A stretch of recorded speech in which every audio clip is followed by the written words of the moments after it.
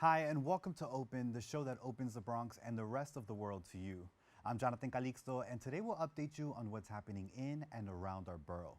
Coming up, we speak with the Chief of Staff for the BXEDC to learn more about the Bronx Tourism Council's new Bronx Walk of Fame app.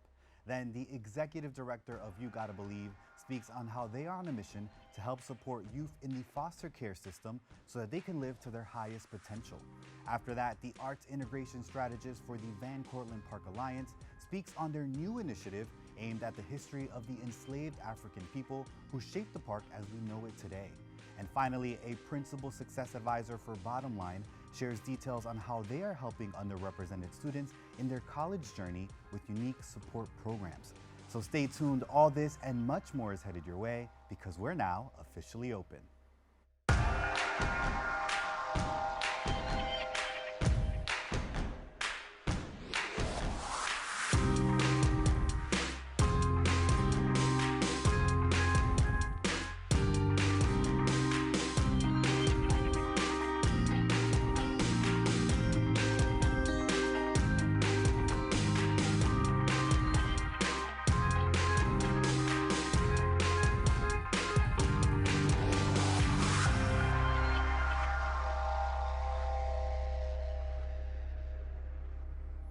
Hello everyone, I'm Jonathan Calixto, and today is Tuesday, May 13th. You are now watching Open, a program that brings the Bronx and New York City straight to you. Don't forget to stay connected with us via social media at BronxNet TV. The Bronx Tourism Council is introducing a new feature for the Bronx Walk of Fame. They have recently released a new app that is a free mobile guide that allows users to explore the Bronx Walk of Fame honorees along the Grand Concourse and throughout the Bronx.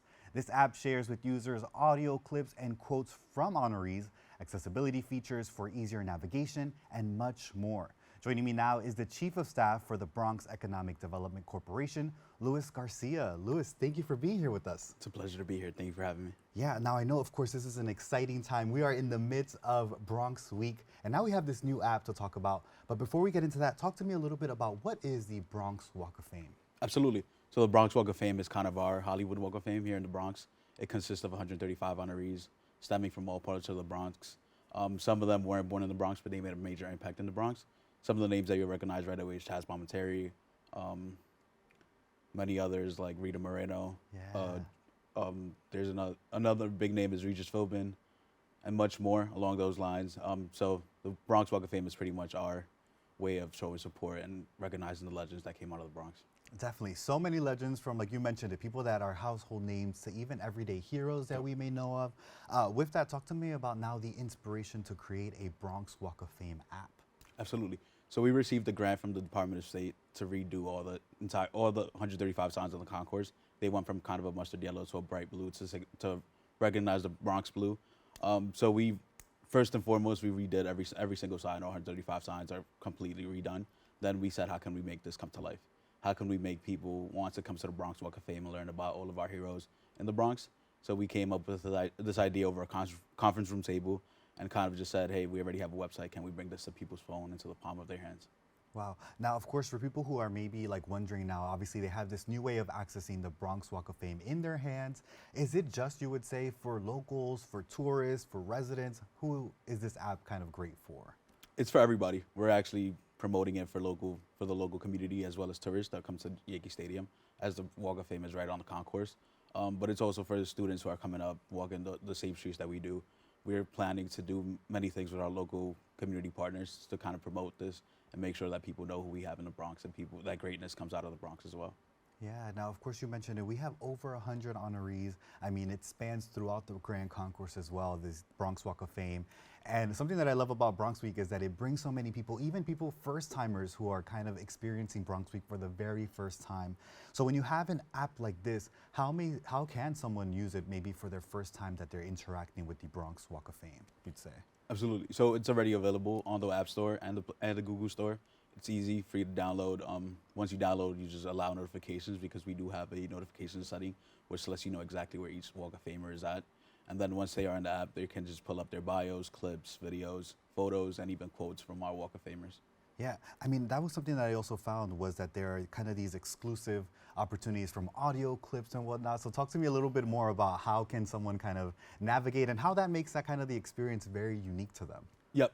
So first and foremost, is the bio, kind of learning about this person, whoever it may be, just what they did throughout their career, what made them be on the Walk of Fame, and then you could follow with videos that we have curated for the Walk of Famers, as well as quotes that just signify their upbringing in the Bronx, and many more is just about learning about their history. And we also have this kind of cool feature that I think is cool that you could go directly to their Instagram, Twitter page, or even their website if they do have a website, just directly from the app. You don't have to leave the app to learn more about any specific honoree. Yeah, that's incredible. I mean, also something else that I was kind of reading about was that there are also themed trails that you can take from the music icons to film and TV stars. You know, how does kind of something like that also bring people in, and what were the decisions to kind of categorize these different things and our honorees, especially this way? Yeah, so the Walk of Fame used to be scattered. Now we broke it down into 7 sectors, as you mentioned, the music sector, and we kind of made it all consistent. So if one musician it's a musician after musician, sport athlete as sport athlete, which kind of has a little bit of continuity throughout the Walk of Fame app, and it just makes it easier to navigate, to guide, and just you stay in the same sector for until that sector is over, and then you get to move on to something else. So it's just about bringing continuity to the Bronx Walk of Fame. Yeah, of course, when we also have these sectors, and obviously we're talking about these like themed trails, I'm sure people also wonder, can they explore it from home or do they have to be in person, you'd say? They can explore it from anywhere. Wow. It's completely free. It is a better experience if you walk the Walk of Fame because we do have a GPS system, but you can experience it from home. So it's totally fine. Yeah, and on that side as well of the accessibility features, what does that look like? How does it kind of bring people in and allow them to still enjoy it from wherever they are? Yeah, absolutely. So the accessibility features is first and foremost the map. It's pretty much a Google map, just like we use every day, and it has where every single sign is with a little icon of the honorees' pictures. Once you click the icon, you are able to kind of pop up their bio and everything, and then you could zoom out, kind of see all of them scattered together, and you could also just kind of go through each street to see where they were. Cool thing is some of the honorees are actually on the street that which they grew up on. Yeah, now of course, is this also, I mean, you talked about how people can go directly to someone's social media app and kind of interact with them in that way. For people who are maybe going through the trail for the first time and want to share their experience as well on social media, is there a feature to be able to do that directly as well for them? There is a feature where you could share your kind of experiences throughout, and then you are able to like submit a request onto our website as well, and we'll be able to promote you on all of our platforms, on our Instagram, Twitter, and everything. Yeah, I mean, and so to bring obviously something like this, the experience right at the palm of your hands, how does this process kind of work about? And, you know, what was kind of the timeline to put something like this, you'd say, together? Absolutely. So the timeline was a year. We released an RFP for the app development, and we worked with our partners at HubSpire. They have been great partners. And after that, after the year, it kind of all came together pretty quickly. Just having fun with it, kind of coming up with different demos and having other people test it before the actual launch was fun. So it was about a year in total, but it flew by because we were having fun while doing this project. Wow. Yeah, I can just imagine. I mean, and you mentioned obviously capturing so much history as well, right, in this app. Talk to me about the importance of having something like this and kind of bridging the gap between our younger generations who may not be as familiar with some of these honorees, you know, and kind of bringing them into the history of the Bronx. Yeah, absolutely. So I think it's just about Bronx pride. I was born and raised in the Bronx, and I think when I first started the project, I did not recognize many names on the list. Now I pretty much know all of them. And it's just about letting young people know that you also can make it no matter where you're from. You don't have to be from Hollywood. You could be from the Bronx and end up a Walk of Famer as well. Yeah, and I love that you mentioned that right there, that it can kind of give people an insight and a sense of inspiration, right? Just to interact with the app. What do you hope people kind of take away when they are experiencing this app for the first time, or maybe taking those tours as well, whether they are younger generations or people who have been in our history of the Bronx already? Yeah, absolutely. I just hope they take away kind of just the greatness that came from the Bronx and how much these people have impacted our lives in one way or another. It's just neat seeing all those people just kind of recognized for what they've done, not only for the community, for the world. So I think it's just about having that Bronx pride and just making sure people know that the Bronx has heroes as well and legends. Yeah, and I mean, with that Bronx pride as well, obviously it is Bronx Week. We are in the midst of it. How can people also interact with Bronx Week, the Bronx Walk of Fame app? Are there any tours happening? How does that kind of work for them? Absolutely. So we will be having tours for the Walk of Fame specifically. They would be able to see all of our events on ilovethebronx.com. which is our Bronx tourism site, and we update it pretty much weekly with new events. And as you said, during Bronx Week, we will have tours led by some of Walk of Famers. We're trying to make that happen. Wow. And as well as our Bronx Borough historian as well. He'll be leading a tour for the Bronx Walk of Fame. Yeah, of course, when we also talk about these honorees, I mean, it spans over 100 of them. How can people get involved, whether it is interacting on the app or even selecting maybe their Walk of Famers that they hope to see up there? So what I've done is kind of pinpoint the people that I already know, just kind of go through it and make sure like I know exactly where they are, to just be able to tell my friends and family, hey, this certain Walk of Famer is on this street. One of my mom's favorite artists is La India, so I immediately told my mom, hey, her sign is exactly on this corner, and I showed her on the app. So it's kind of just being able to interact with your friends and family and just kind of showing them a cool part of history. Yeah, I mean, I love the La India too, so Yeah. I'm like, I need to find where her Yep. sign is up on Grand Concourse. I mean, and when you have these interactions as well, obviously of just even informing the people that you know about, I didn't even know La India was a part of the honoree, so that's incredible Yep. to hear in itself. So when you kind of get those reactions of people's first time maybe, or even discovering that someone that they know and love is an honoree, what is kind of that exchange and that experience like? Brings a lot of excitement because it's pretty much what we had pinpointed when we started this project. We just wanted people to know, kind of recognize that they too can just find out an honoree directly from the palm of their hands, as I said before, but just knowing that that person has been honored in the Bronx and just that their sign will forever be up on the Grand Concourse. It's kind of just excitement. Again, just going back to that theme of Bronx pride. Yeah. Any honoree that stands out to you, or that you kind of maybe have any story that you can share about them? I mean, obviously you talk about La India, who is kind of a staple, and you share that with your mom. Anybody else that kind of stands out to you? Yeah, so the one that stands out to me the most is Amadeus.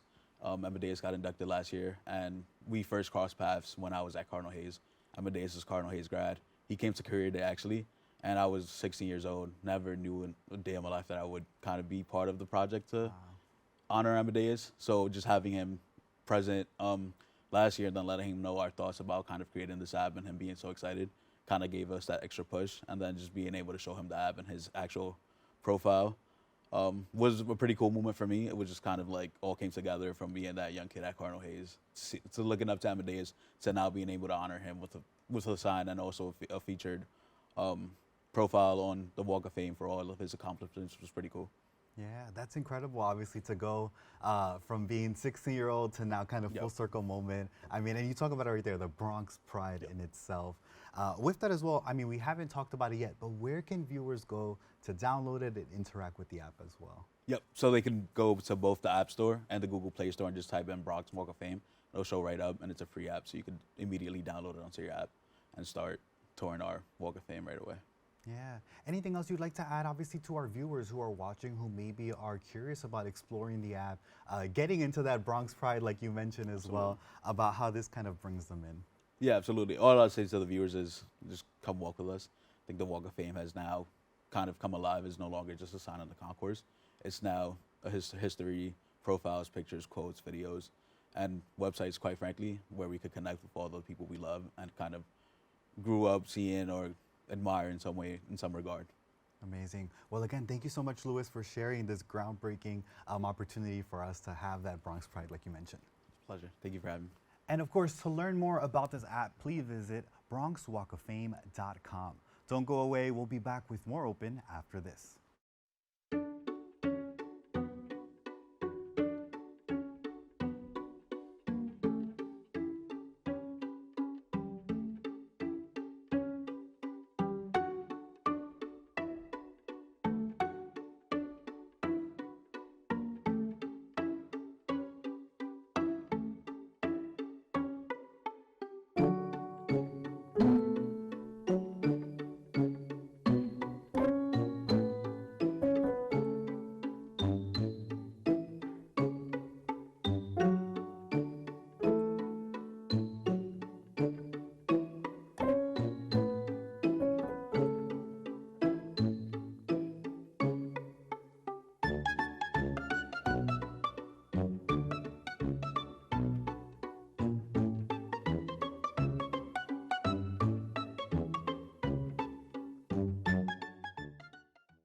We're gonna start the show right now. This is my favorite part.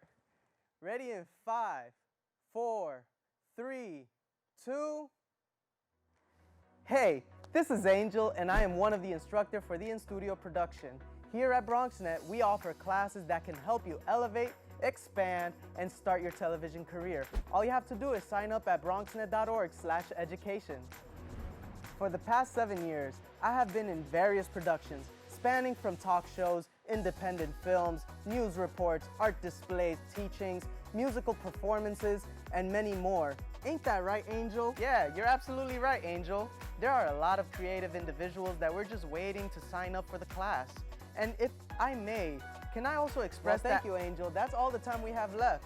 Visit bronxnet.org/education and become a producer by taking the course. The class I offer is also in English, en español y también bilingüe. Nos vemos en la próxima clase. Welcome back. The organization You Gotta Believe is on a mission to help youth permanent families to have the support system they need to live safely and to their highest potential. They believe that no child should leave the foster care system without a lifelong support network in place. Please join me in welcoming the Executive Director of You Gotta Believe, Jennifer Pinder. Jennifer, Hi. thank you for being here with us. Thanks for having me. Yeah, now of course a very important mission that we're going to get into, but talk to me a little bit about You Gotta Believe, its mission, and its belief. Sure. Yeah, so we were founded almost 30 years ago. We turned 30 in July. And so we were founded because there was this acknowledgement that so many youth who were aging out of foster care without family were ending up homeless. So initially it was a strategy to eliminate homelessness amongst youth who were aging out of the foster care system, and the solution was to give them a family. So not only do they actually get a home, they get one or two parents that will support them for the rest of their lives. Wow, and of course with that 30-year, like you mentioned, this milestone in a sense, and that commitment to helping, find permanent families for older youth in foster care. Right. What does this milestone mean to the organization, to what you've been doing? It's an acknowledgement of the hard work that everyone that's ever worked at You Gotta Believe has done. It's an acknowledgement of the commitment of the youth who have trusted us to work with them. It's an acknowledgement of the commitment that our parents have made over these last 30 years. And then just celebrating the existence of all the families that we've formed. It's over 400 families we've created through the hard work that we've done over those 30 years. Yeah, and when we talk about this group as well, that is sometimes overlooked in the adoption system, why is it more important than ever to raise awareness of the need for them to have a happy and very well, kind of safe space to have in a family? That's right. As you mentioned, unfortunately, it is a population that's often forgotten about. I'm an adoptee myself, but I was placed as a baby. And a lot of people, when they think about adoption, they think about baby adoption.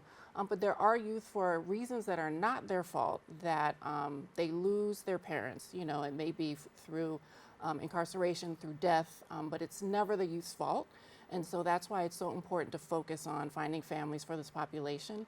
Oftentimes the focus is to push those youth towards independent living, which I know a lot of youth, that is an exciting option for them, but what we need for them is to have a lifelong support through family. And so not just parents, you also get your extended family along with that, and then the support that they need through, when you think about the support that you get from your family, I have the luxury of having parents, it's celebrating birthdays, it's celebrating holidays. Like, where do you go when you're celebrating these things? When you need advice, when you need some money, even I'm a woman of a certain age, I still call my parents for advice, for financial support. Just called my dad to help me fix my toilet. These are the things that we forget about, what we need our parents for. Yeah, and when we talk about this group as well, the older youth, what does that age range kind of look like? Exactly. So our focus is on 10 and up. And the reason for that is because that's the age at which point adoptions tend to drop off precipitously. A lot of times teenagers are seen as problematic, and that's just not the case. These are really good kids that deserve all the good things that a family can provide. And so that's why we tend to focus on that group, because a lot of other agencies are not focusing on older youth. Yeah, now of course, reading through kind of your focus and how you kind of are able to reach out to these different communities, something that stood out to me is your unique approach of using credible messengers. That's right. Can you break that down a little bit for us? Absolutely. So the overwhelming majority of our amazing team at You Gotta Believe are credible messengers. And so what that means is that they have a direct personal connection to the mission. Like I mentioned, I'm an adoptee, so that's my personal connection to the mission. We also have people on staff who have been through the child welfare system. They've experienced all the negative parts of the child welfare system that exist, unfortunately. Some of them have aged out of foster care, some of them have been adopted at older age. So that allows them to deliver services on a highly specialized level because they've been through it and they know what the youth have been through and they can meet the youth exactly where they are. And that then builds, you know, this extreme amount of trust between the youth and our staff. We also have a number of staff who are parents who are adopted from the foster care system. So when we're training our parents, that training is being delivered by people who walk the walk and talk the talk. Yeah, and when you talk about obviously even preparing these parents who want to be a part of, you know, kind of providing the safe space and happy space Right. For these older youth, what does that training kind of look like and these opportunities for them to learn? Right, exactly. One of the first things that I did when I came to You Gotta Believe was to take that training because I wanted to really understand what the parent experience was. So it is a 10-week, 30-hour training that is required by the state actually, but it's facilitated by our staff. And, you know, we've had parents in our training who have already had biological children who insist that every parent, no matter how they become a parent, should take this training. So there's a special layer of our training that's trauma informed. So that helps our parents to be prepared to accept youth into our home who have experienced trauma through the child welfare system and to be able to support them through that. And another layer of it too is to help our prospective parents to acknowledge anything from their childhood that may inform the way that they parent their youth. So it's a really robust training. When we talk about these services, even training opportunities at that, something else that I found unique was this adoption competent therapy That's right. Opportunity. Talk to me about what kind of makes this therapy different from the other ones that we hear out there. Yes, so we're really excited about this program that we launched just about 3 years ago. So our clinical director, Emily Collins, is the brainchild of this program. She noticed that our families and our youth were in need of this specialized mental health therapy. And I have, again, my personal connection comes in too, because I've been in therapy for years and highly accomplished therapist, but when I would talk to my therapist about situations related to my being adopted, they just were not qualified to treat me, you know, in that space. And I then went to an adoption competent therapist and it was life changing. And so I've received that specialized therapy. And so now that we're in a position to deliver that service to our families, it's really changed everything about our service delivery in a positive way. And what's so important about this is that the whole family is the client for therapy. It's not about just throwing the kid into therapy. Sometimes those sessions are just for the parent or the parents, you know, when they may uncover some issues that they're dealing with that are preventing them from being the best parents they can be. We take them to the side at times, and sometimes it's only the youth, sometimes it's the entire family. And the best part about it, I think, is that there's no charge for this therapy, which oftentimes can cost upwards of $200 to $300 an hour.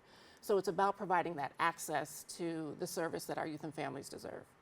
Now, of course, when people think about adoption, they think it ends at the paperwork. Right. But You Gotta Believe says no otherwise, right? That's right. And so when you talk about even kind of creating these spaces and for families, resources, how does YGB kind of continue their services throughout the person's Yeah, lifetime? while we do walk with the youth and the parents to the point of adoption, as you said, that's really just the beginning for us. And so what we call our secret sauce is our post-placement support.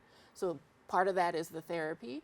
Part of that may be just a one-off phone call in the middle of the night where there may be an issue that arises. Our team really works around the clock, and that support is available for as long as the family needs us. So it may be 5-10 years down the line, we're available. And again, all of these services are complimentary. And another piece of that support is that we create community. So we have parent support groups. We just had a family event the other day where it's just about gathering and building community and building these supports amongst our parents and our youth. A lot of these youth who have been adopted don't know any other kids who were adopted from foster care. So now they're able to make friends and they have somebody they can relate to. And they start, you know, they create these babysitting opportunities, the parents, you know, so now they're watching each other kids. So it's really beautiful to witness. Yeah, when you talk about that beautiful component as well, how does it feel from this perspective and see them building this community, whether it is parents who are meeting other parents who have gone through the process, or even the kids themselves? It's really heartwarming, and it's good to see that no one has to go through this journey by themselves, because it can be intimidating. And so that's why it's so important for us to create these support systems so that no one is walking through this by themselves. Yeah, now you were mentioning to me as well before, you are wearing blue for a very special reason. Talk to me about that. So May is Foster Care Awareness Month, and blue is the official color. May is also Mental Health Awareness Month, so both of these are important threads in the work that we do. Yeah. Now, of course, as we continue to talk about, obviously, the journey that you're on and what you're able to do, for people who may be watching and are interested, parents, families, about being a part of this system, what would you tell them? Yeah, I would say go to our website, yougottobelieve.org. You know, there's a lot of information to uncover there. And I would say that there's no pressure to dive directly into becoming a parent. You can do research. You feel free to reach out to us for questions. We can put you in touch with other parents that have been through it. So there's a lot of steps that you can take before becoming fully involved or taking that step to becoming a parent. Yeah, now I know for You Gotta Believe, in order to continue kind of its mission, there is a big component of partnerships. That's and right. On the website, there was a focus about the New York City Council and That's how right. they play a part in it. Talk to me about that. Yes, absolutely. So New York City Council has been a critical part of our support for almost 10 years. So they've supported us through discretionary funding, through partnerships with a number of council members throughout the city. They've helped us get the word out. They've put information about our organization in their newsletters. They've really helped. There's some legislation that's in really support of helping foster youth. So they've been very beneficial to our success, and they're the only public funding that we receive. So it's been huge and critical to have that type of support from the New York City Council. Yeah, now of course, 30 years, such a big milestone. Yeah. When you look ahead to the next 30 years, Jennifer, what does that vision kind of look like? Yeah, so, you know, we've remained committed to the mission from the very beginning. So it's maintaining that commitment. And then we really just want to continue to deepen our impact and create more families and work with more youth and really help more people to understand and spread awareness of it really is a crisis of these youth that are being left behind. And reminding youth that they are worth family, they are worth love, that there are people advocating for them and fighting for them, and that we will continue to do that. And honestly, our goal is to go out of business, and that, you know, every kid has a family and no one needs us anymore, but until that becomes reality, we'll keep working. Yeah, now of course, as we kind of wrap up everything, I loved your message even to families who are considering something like this. What would be your message as well to the older youth who may sometimes feel ostracized Right, or are in this yeah. process? And I would say, you know, again, they are worthy, and to not believe what the world is telling them, that, you know, they are not a stigma, they are important, that we need them, and they deserve to be poured into, they deserve to be loved, that we are always here for them, and that we're rooting for them, and that we know it's hard, and we're here to do everything we can to make it easier and to give them the love and the families they deserve. Wow, that is incredible. And I mean, Jennifer, thank you so much for even kind of, again, sharing all these gems with us, dropping all this knowledge as well. And you know what? We will be putting on our blue today as well. So thank you so much for that. Thank you. Yeah. Well, with that as well, if you want to learn more, please visit their website at yougottobelieve.org. Stay tuned. We have more open for you right after this.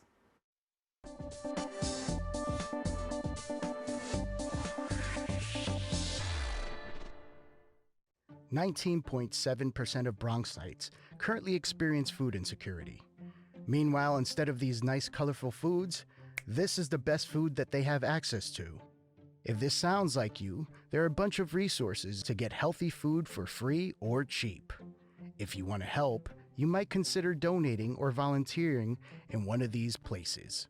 Community fridges like this one are all over the city, and allow New Yorkers to conveniently donate extra food to people who might need it.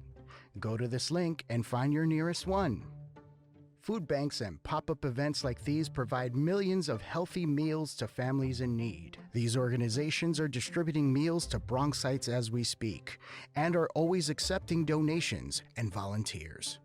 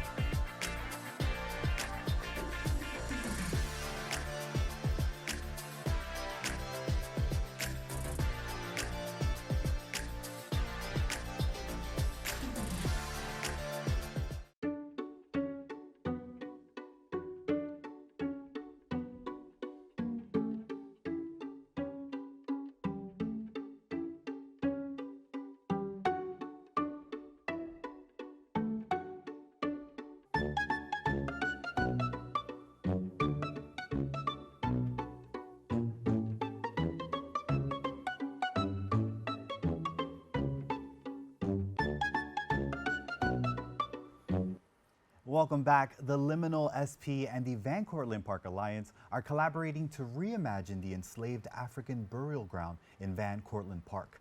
This project, supported by the Mellon Foundation, aims to create a dynamic memorial space that honors the memory of enslaved Africans who built the park. Joining me now is the Arts Integration Strategist for Van Cortlandt Park Alliance, Ashley Hart Adams. Ashley, welcome. Thank you so much. I'm really honored to be here. Yeah, and I'm excited, obviously, to talk about what is going on now and something that I was mentioning to you, long awaited. But first off, break it down for me a little bit. What is the Van Cortlandt Park Alliance? So Van Cortlandt Park Alliance, we support the ecology, recreation, culture, arts of Van Cortlandt Park overall. Yeah, and of course now through that as well mission of just supporting these different initiatives within the park, talk to me about how this new initiative comes to play. Yeah, so this new initiative is called Reimagining the Enslaved African Burial Ground in Van Cortlandt Park. We're collaborating with Design Trust for Public Space, the artist Emmanuel Oni, and we're funded by the Mellon Foundation. And essentially what we're trying to do is to bring to the forefront the history and humanity of the enslaved people that once inhabited Van Cortlandt Plantation prior to it being Van Cortlandt Park. And we're giving the community the opportunity to imagine what we could do with this space that we would like to honor on the grounds of the park, but that right now not a lot is happening with.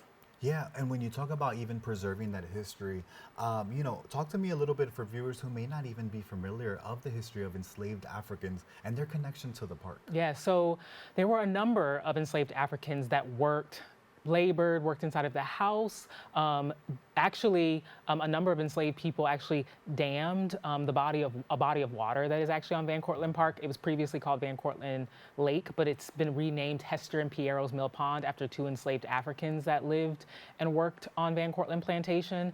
And their lives and their history and their humanity really hasn't been brought to the forefront in a lot of ways. They were ridiculously skilled laborers. There's so much of the landscape of Van Cortlandt Park that would not be had it not been for these historical figures that are so important to the history of the park, but also the Bronx. And we really want to make sure that that's brought to the forefront. Yeah, when you talk about bringing something like this and celebrating that history as well, what does that conversation look like and how much time to even get it to where you are now? Yeah, so it's been a long time coming. There's been so much research, so much feedback and advocacy from the community. It's incredible the relationship that Van Cortlandt Park Alliance has with our greater community and parks goers who have made it really clear we want something more with this space. Actually, the reason why the space right now is even blocked off, because previously it was actually open in the park, is because community members said, if this is an enslaved burial ground, we want you guys to take on the work of making sure that we're giving it the honor that it deserves and that people aren't just walking over it. So Van Cortlandt Park Alliance took that feedback and actually blocked off the space. Wow. And we've gotten even more feedback, which is what can we do with the space? Right now, not enough is being done. So often what we hear is, what's not being done. And this project is really an opportunity for the community to really imagine what they would want out of it. Yeah, of course, when you mentioned earlier some of the partners that are involved with bringing something like this together, talk to me about the role that the Mellon Foundation plays in supporting this as well. We're so grateful to the Mellon Foundation, who is funding phase 1 of this project, which is really the community engagement phase. They have been integral to us being able to work with Design Trust for Public Space on the project planning of the community engagement, to work with Emmanuel Oni on the breaking down of the arts integration pieces that we'll be doing throughout the process. And ultimately, the project will culminate with a design concept competition. So essentially, all of the feedback that we get from the community will ask a number of artists to take that and to reimagine a design concept for what the space could look like. Yeah, and I mean, when you talk about that community part, even from just being able to block off because of their voices being heard, and what they wanted to kind of have and honor that space, but not to have their input in the design process. How important is that, and why is it important to have that?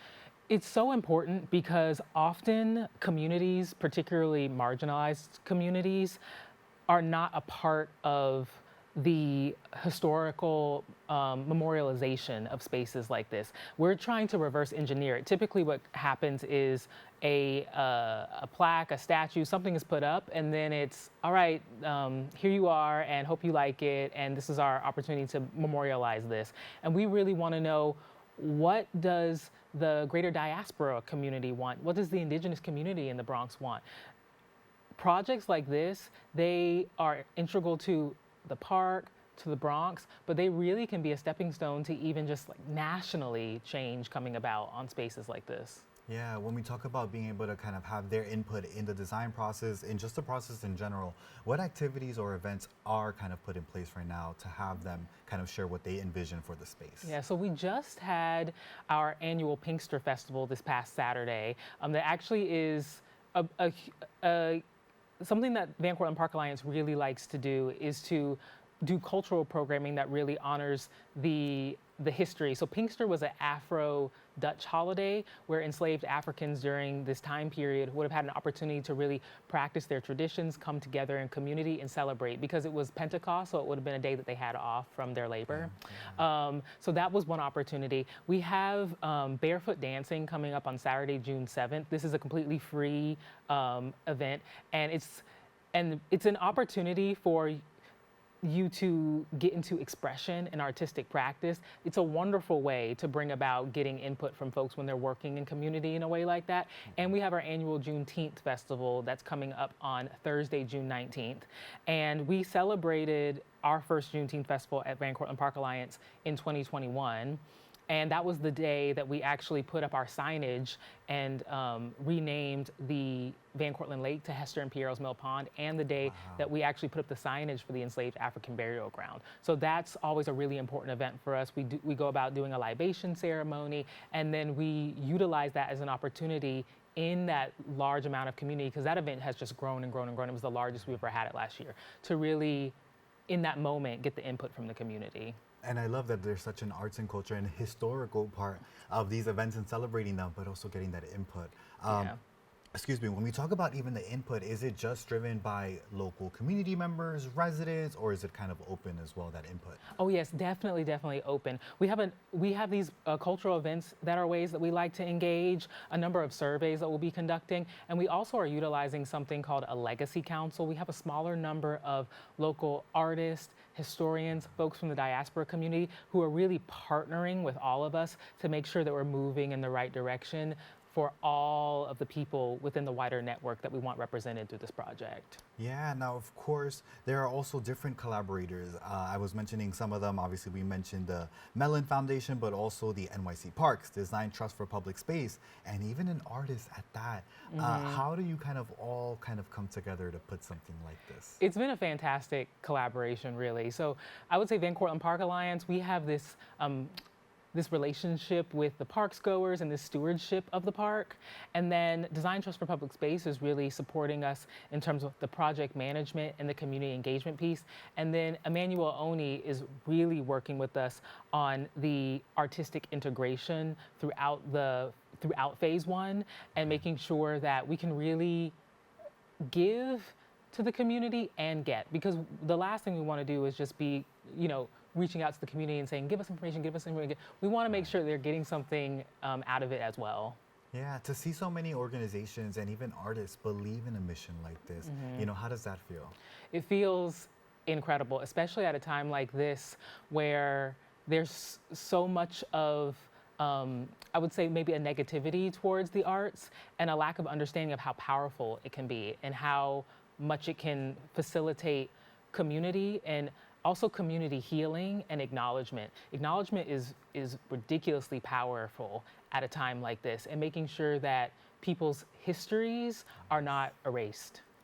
When you talk about even that component of not erasing history, how do you hope the memorial and this process in general kind of helps educate maybe these newer generations or people who are kind of starting to fall in love with the Van Cortlandt Park? How do you hope that kind of inspires them or motivates them to kind of engage with the history? Yeah, I hope that they walk away with an understanding of the humanity that can come about throughout the history. It's not just facts. Our history is felt, even if it's not spoken.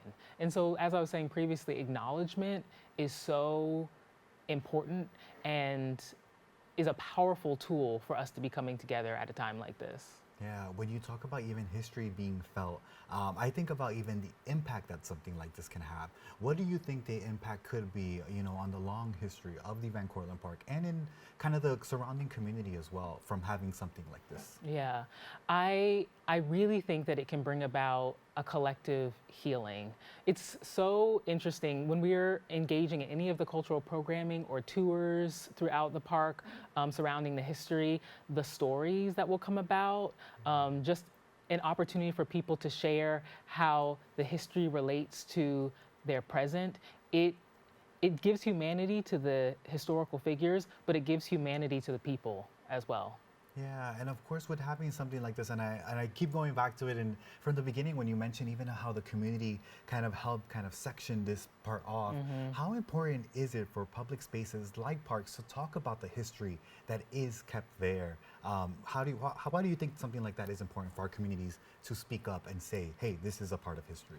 I think it's important for the community to speak up and to make themselves heard, because our past informs our present, informs our future. There's no way to run away from this history. We've got to work with it, and we've got to accept it, and it calls upon itself to be acknowledged. Now, there's ways that we can go about making sure that we're doing that with respect, which is ultimately what we're hoping to do and what the Mellon Foundation is helping Van Cortlandt Park Alliance and Design Trust and ONI, what they're helping us to do.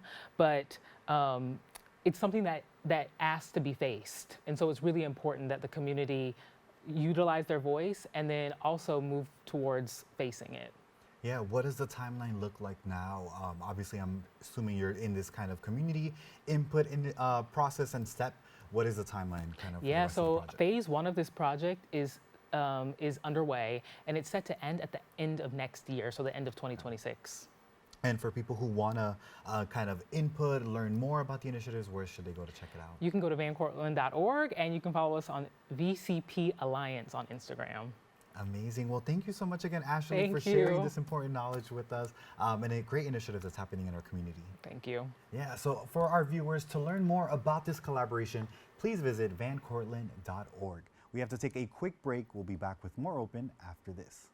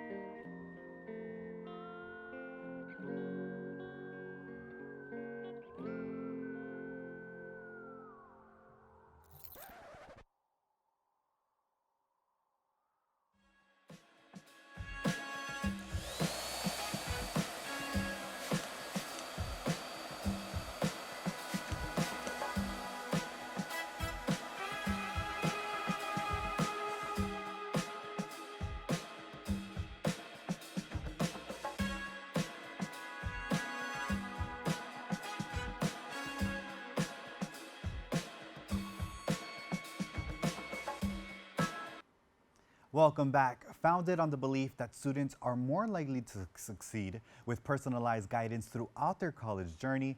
Bottom Line provides consistent one-on-one support to help students navigate the challenges of accessing and succeeding in college. Joining me now is a principal success advisor for Bottom Line, Jonathan Ramirez. Jonathan, welcome. Thank you very much for having me. It's a pleasure to be here. Yeah, so of course we have an important initiative to talk about, but give us a little bit of an overview into Bottom Line and the work you do.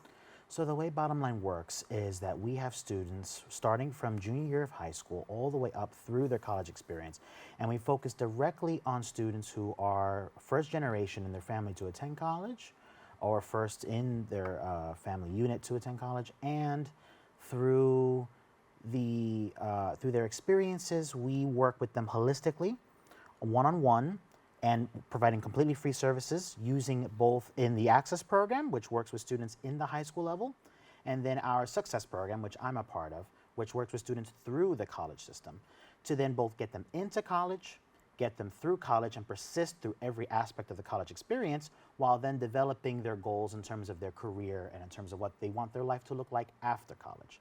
So our focus is specifically on first generation students from low income, high need backgrounds, to ensure that they are able to achieve the vision they want to see for themselves professionally and personally in terms of their lives. Something that stood out to me is kind of this focus on the first generation, you know. I myself was a first gen for my family. So am I.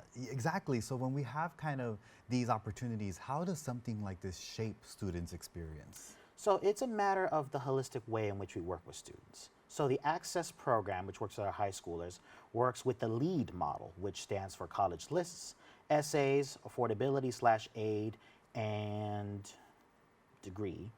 Whereas we work with, in the Success program, we work with our DEAL model, which stands for degree, employability, affordability, and life. So we have these structured programs set in place in order to have a way in which we work with our students individually. So having this foundation to then see, okay, these are the ways in which we want our students to have these checkpoints in order to both enter college, right, through our Access program. But then in our Success program, we utilize our DEAL model to then work with students through every element of their experience, whether it be through obtaining their degree, or utilizing the major that they want to be a part of in their career, and then everything from financial aid applications for both the Access and Success levels. That can be a real headache at times. And then also development of their career plans through resumes, through cover letters, interview preparations, and then also always ensuring that our students feel safe and supported on campus and that they know that they belong. Yeah, when you talk about obviously even helping out these students, some free programs at that, you know, how do students find out about Bottom Line, and what is kind of your recruitment process in that? So we recruit through several different methods. Actually, just last week I was at a tabling event here in the Bronx, as a matter of fact. And so it's through events such as tabling events, through social media outreach, and even through friends and family. I've had the privilege of working with several different siblings of students, so older sisters to younger sisters, brothers, and so on and so forth, that have both participated in our program and also graduated from our program. So even something as small as word of mouth when it comes to friends and family, but then bigger approaches such as social media, such as tabling events, such as partnerships that we're looking to grow with high schools and other programs, you know, across the city. We are looking to utilize every method in our disposal to just ensure that students know, especially the students that we work with, that they have a support program completely free for them, of course, that will then help them through every step of both getting into college and getting through college with a career focus of their choice. Now, of course, for the students, even at these tabling events or working with, like you mentioned, kind of these different families from sister to sister, who is eligible for the program? What are your eligibility process like? So first and foremost, we work primarily with students who are in the first generation of their families to attend college. That's first and foremost. And then we have specific financial guidelines alongside academic guidelines. Mainly, we're looking for students whose GPA is around the 2.5 to 3.3 range in the high school level. And then from there, just simply saying, you know, that we see that they would benefit from the college experience. that they would look to to get the most out of it. That's what we were looking to see in our initial process of recruitment for students. Yeah, now you were mentioning obviously some of your services and programs. Some of the ones that stood out to us as well were Access, Success, and Blueprint programs, which offer unique support. Talk to me a little bit more, diving deep into those and how they kind of help students. Yes. So with our College Access program, which begins with high schoolers in junior year, we are then pairing our students with an advisor from day one-on-one individualized support using the Access's lead system, as I described earlier, to then work with them through every facet of the college admissions experience. Right? We know that can be complicated. There are various documents, various forms that students need to collect, that they need to give, personal statements and essays that they need to really focus on and give the best work. So our wonderful Access advisors are there to really work with the students step by step, day by day, to see that they are optimizing their college applications process and also making the best choices for themselves in terms of colleges. We know that colleges can all provide different experiences, whether it be commuter schools, dorming schools, schools outside of New York even. So we want students to make the most informed decision, both not just financially, but also in terms of their career goals and in terms of what they look to gain both academically and socially from their college experience. That's the Access program. Okay. And then in the Success program, once we have a list of target schools that we work with that we're also constantly trying to expand. And if a student then is admitted into one of these target schools, which there are many in the CUNY system, many in the SUNY system, and some private schools as well, then they have a new advisor, a success advisor, such as myself, who then is able to work with them while they're in school, actually visiting them while they're on campus about once a month on average, to then work with them utilizing our deal model to then work through every aspect of the college experience. So that includes, again, picking out their major, working out scheduling, figuring out what resumes look like, optimizing them, cover letters, interview prep, career work, networking skills, alongside also knowing that there is a whole network of bottom line students, whether in their respective school or in their network of schools, that we can then connect them with, alongside professionals of our corporate partners as well, that they can learn about different career pathways, that they can collaborate with one another, that they can get to know one another, and then also work together in really creating that vision for themselves, that they too can succeed and work toward their career that they've always seen for themselves. Wow, that's incredible, obviously, to be with them throughout the whole journey. And I think it's so important because something that we were checking out and I was reading about was that college enrollment is still below pre-pandemic levels. Specifically, there was a research that pointed out undergraduate enrollment in fall 2024 neared 16 million, only 1% below 2019 levels. However, some sectors like bachelor's and associate's degree programs are still below their 2019 enrollment figures. What would you say is behind that trend and these implications? There are various factors at play there. I think from a grander global level, just lower birth rates, I think, is a big part of it, in the sense that there are just less people who would then be college ready, less people who would then be qualified for college in the most basic of levels. So there's one level there. But then also there are so many uncertainties that we still are dealing with as a result of the pandemic, right? Especially from a financial standpoint.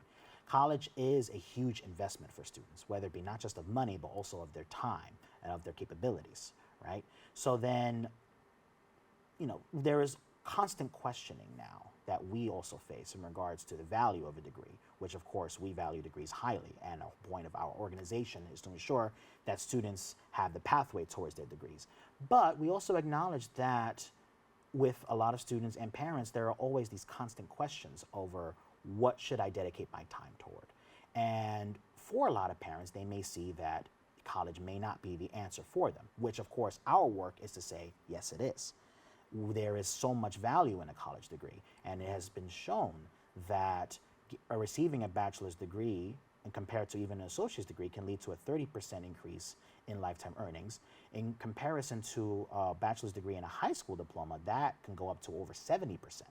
Wow. So being able to then, provide information to show that, a college degree is still a tremendous value for a student can then combat some of these declining rates. But we also acknowledge that, there are a lot of options that parents and students are still taking to see, okay, college may be an option here, but there are ways that we're trying to explore, whereas we're saying include college in that conversation too, because there is a lot of value there that we need to still explore. Yeah, when we also talk about the financial part, I mean, federal education funding cuts are happening. How does that kind of affect students, and does it impact programs like Bottom Line? Absolutely. We understand that this administration is changing the way our education program is funded and managed every day, quite frankly. So we see that there are changes even to our FAFSA application, which a vast majority of our students also qualify either for full FAFSA or at least partial Pell application funding. So firstly, of course, we stay on top of all the updates. We stay on top of all of what is changing, what is proposed to change, so on and so forth. And then also making our students keenly aware of the options that they have in front of them, which will still include FAFSA. And of course, in New York, there's TAP, there's also the Excelsior application, there's private scholarships given directly by the schools and also in partnership with community programs and so on and so forth. So for starters, it is having our students be equipped with the information they need in order to understand that there are several different options from a financial standpoint while still taking advantage of the federal programs that still exist, that still can provide significant impact for students to then be able to afford their college education completely. Yeah, and thank you so much, Jonathan, for breaking that down just a little bit to us, because obviously we do hear it in the news, and it is important when it comes to impacting students' education in the long run. Bringing it back to the students now, of course, really quickly, usually students who are in the GPA range of 2.5 to 3.3 are often overlooked. So how important is it to have programs like this and a focus on them as well? Of course. So we oftentimes see that students on both sides of the spectrum, whether they are above a 3.3 or below a 2.5, would oftentimes have access to additional support programs that can then give them that extra push in order to then succeed at the college level. But in specifically focusing our movement on students within that middle range, we can oftentimes see that those students may sometimes fall through the cracks. You know, some of these other programs may say, well, you know, they are out of a range, so they're basically on their own. But in Bottom Line, we say no. We would want to work with these students to see that they can also receive the additional supports that can then give them the opportunities and the resources to also unlock their potential and have them see in themselves that there is plenty of opportunity to thrive, both academically and professionally in the college level as well. Simply because we may not qualify for other programs that focus on students on both sides of those spectrums, we then also want to see that there is plenty of resources and opportunities for you as well. Yeah, and I think something from what you mentioned right there, opportunity to thrive. I think that is such a good message. So with that, thank you so much, Jonathan, for being here with us. No problem, thank you. Now, of course, to our viewers, to learn more about the programs they offer, please visit their website at bottomline.org. We've come to the end of our show today. I'd like to thank all of our guests for joining us, and of course, you, the viewers, for tuning in. If you've missed any part of today's show, you can catch the recablecast at 5 and 8 p.m. tonight on Optimum Channel 67 and Verizon Fios 33, or watch anytime on the web at BronxNet.org.